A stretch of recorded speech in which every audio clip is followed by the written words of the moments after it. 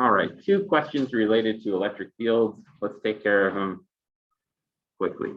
Which diagram shows the pattern of the electric field lines due to a negative point charge?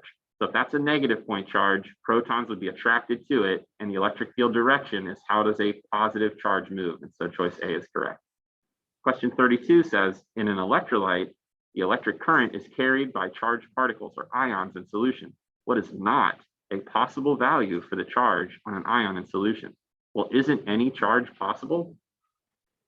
The point of today's essential question is that Millikan realized that every charge was an integer multiple of that elementary charge. You couldn't have half an electron. He was able to deduce what the charge was on an electron because every charge he ever studied was an integer multiple of that value. Okay, so it's possible that you could have just a proton, right? The ion could be like, we've lost 1 electron and therefore we have a net charge of, positive this. That's elementary charge. This is twice the elementary charge, so that's possible.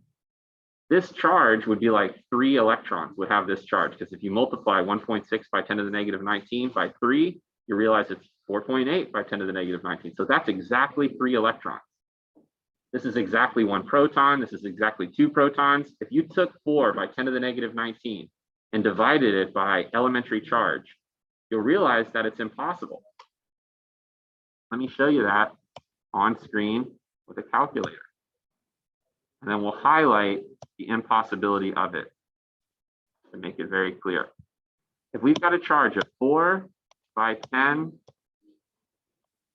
to the negative 19, and we say, well, what gave rise to this charge? Either electrons or protons did. Now, since it's positive, we could say, well, how many protons does it take to add up to that charge? So I'm going to divide it by the charge of a single proton, which is 1.6 by 10 to the negative 19. And it takes 2.5 protons. And there's your problem right there. You can't have half a proton. So as soon as you get a number that is not an integer, right, that we have a decimal answer here, like, okay, this would require 2.5 protons, and that 0.5 there makes it what? Not possible. Okay, so choice D is correct. So anytime you're dealing with a possible charge problem, the path to the solution is to divide by elementary charge, right? So there you go, YouTube. That's the secret.